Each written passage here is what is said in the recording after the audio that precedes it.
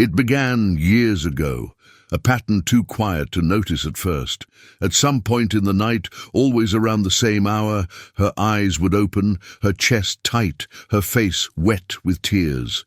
Sometimes she remembered a dream, a face, a voice, a place from long ago. Other times she woke with no memory at all, only the feeling of loss so deep it seemed to come from her bones. At first, she told herself it was age or loneliness, or the way memories drift through the mind when the body grows tired. But as the nights went on, the tears came faster, harder, as if her heart remembered something her mind could no longer name. She stopped trying to understand it. She simply kept a handkerchief by the bed, and when she woke crying, she would wipe her face in the dark and whisper, "It's all right. It's just another night." But deep down, she knew. It wasn't just another night. It was another reminder that her soul was still waiting for something, or someone. The small house held on to sound. Every creak, every sigh of wind through the window seemed to echo. When she cried, even softly, it filled the room. The sound of her own sobs startled her, sharp at first, then broken, then just small gasps in the dark. She tried to bury her face in the pillow, afraid the neighbors might hear, but no one ever did. The walls heard, the clock heard, heaven heard, but no one else. It was a strange kind of shame, to cry without knowing why, to feel like you're mourning something invisible. Sometimes she whispered into the quiet, "Lord, I don't even know what's wrong with me." No answer came, only the steady hum of the night. She would lie there afterward, breathing slowly, waiting for her heartbeat to calm. And each time she would think the same thing, if only someone were here. But no one was, not in sight anyway. What she didn't know was that the one she thought had left her was sitting quietly at her bedside every night, waiting for her to notice the stillness that was him. Grief, she learned, has memory. It hides in the body, in the breath, the heartbeat, the way hands tremble without cause. Her husband had been gone for years, but sometimes she felt as if the loss were new again. She would dream of him sitting in the chair by the window, reading the paper, the sound of the page turning, the soft hum of his favorite tune. And then she would wake, realizing it wasn't real anymore. Her heart raced as if it were running from something. Her fingers clutched the blanket. The room was still, but her soul wasn't. She tried to pray, but her thoughts scattered. All she could say was, "Lord, I'm so tired."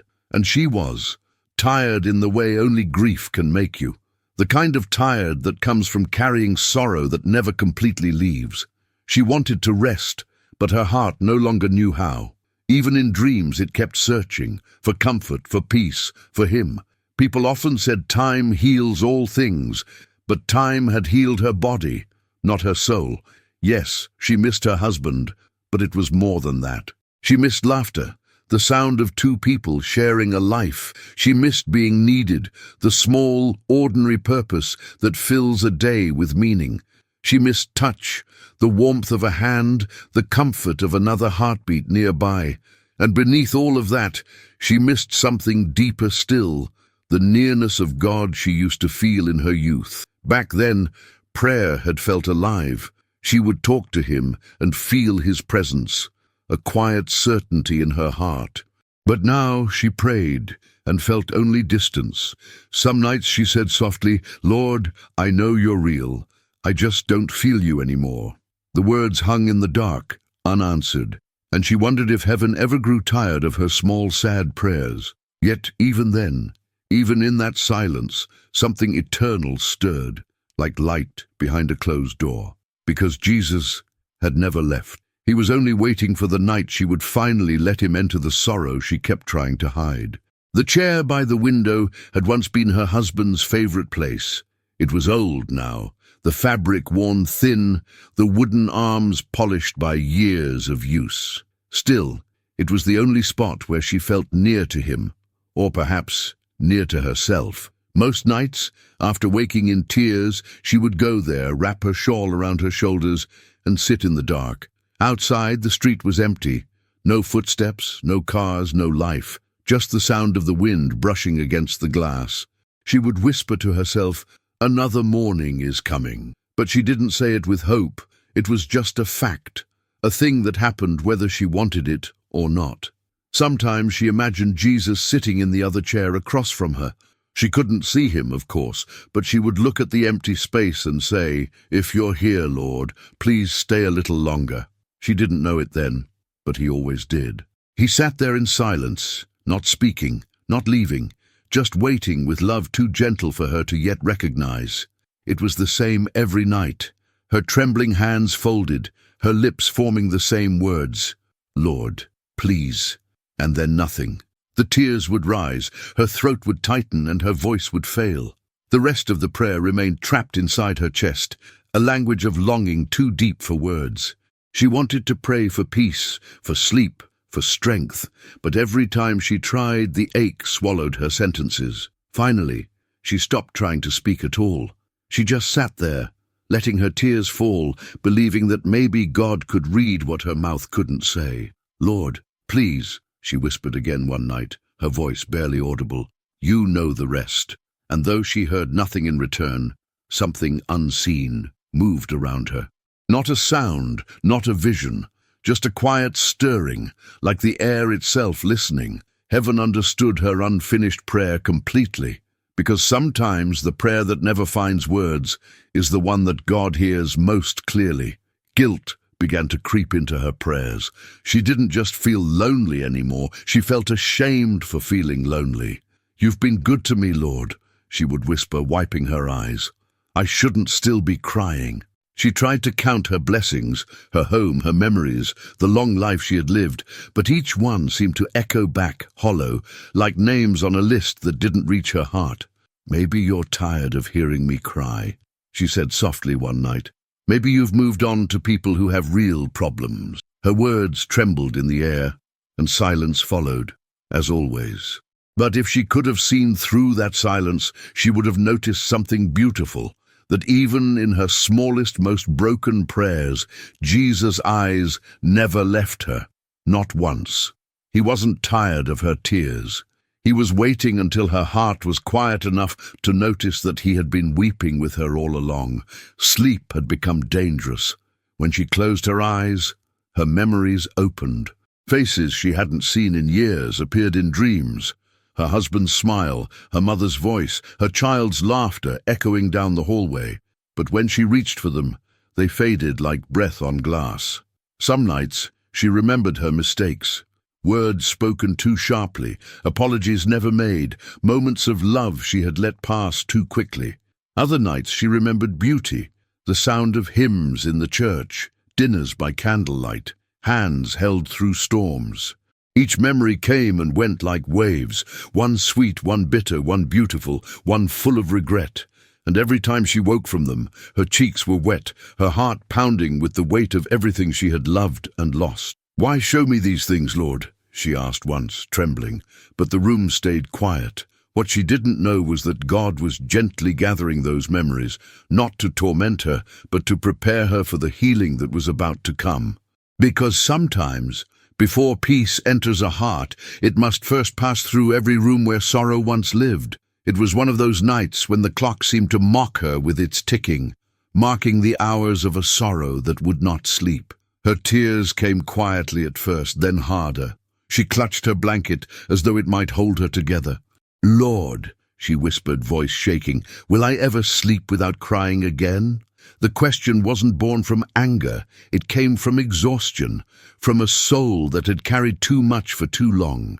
She looked toward the window, where the moonlight fell faintly across the room.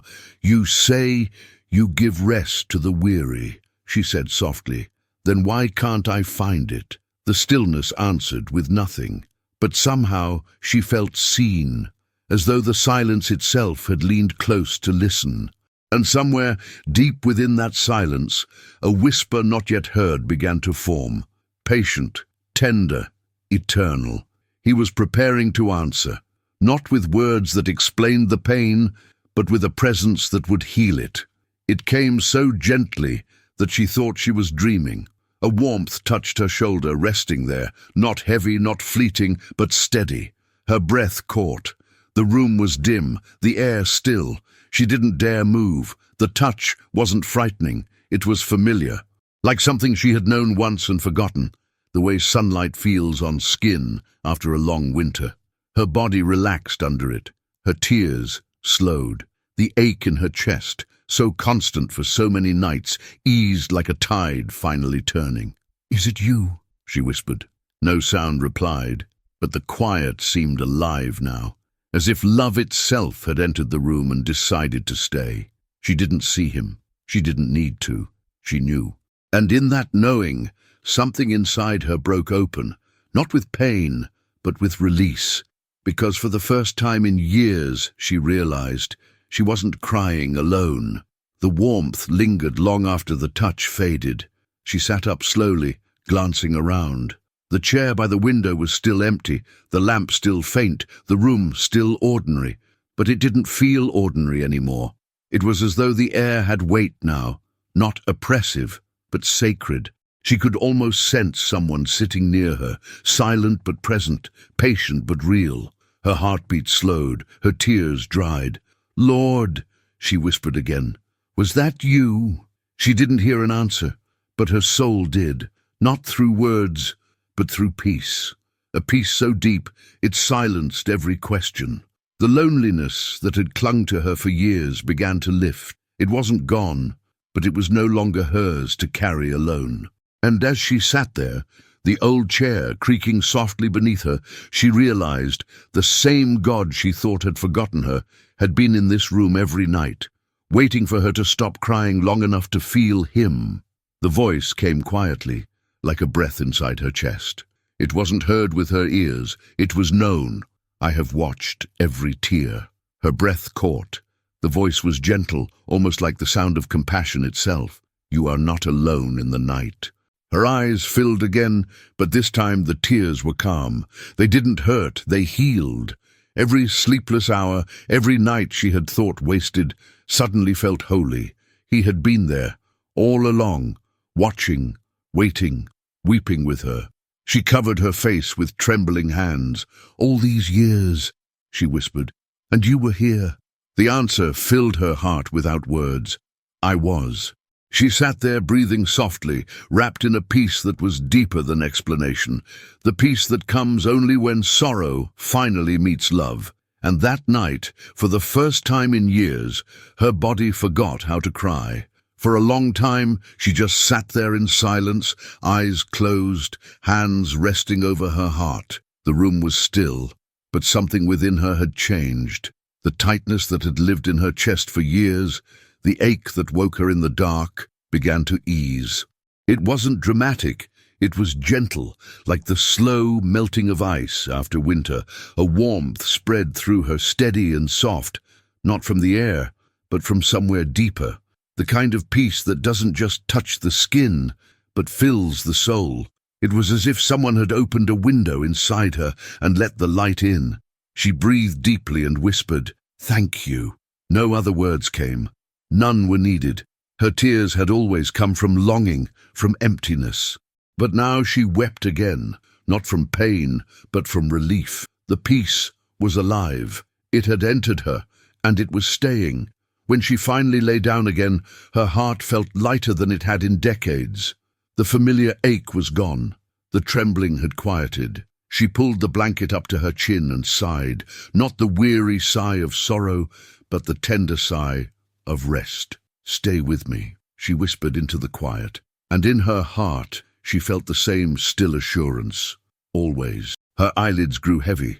The moonlight on the wall blurred into silver mist, and for the first time in so long, she slept, deeply, peacefully, wholly. No dreams of loss, no echoes of regret, just stillness, wrapped in warmth, held by the same hands that had calmed her soul. Even heaven seemed to pause to watch her sleep, the beloved child of a God who keeps his promises, even in the middle of the night. She opened her eyes slowly. The morning light was soft, slipping across her face. The house looked the same walls, the same shadows, the same chair by the window, but something was different. The quiet no longer hurt, the light no longer accused. It felt as though the entire world had been washed clean during the night, not because it had changed, but because she had. She pressed her hand to her chest and smiled faintly. The warmth was still there, smaller perhaps, but steady. For years she had woken up crying. Now she woke up breathing peace. She whispered, "Good morning, Lord," and her voice did not shake. And though she didn't hear it with her ears, the same voice that had spoken to her heart the night before seemed to reply in the quiet, "Good morning, beloved." The nights that followed were no longer battles.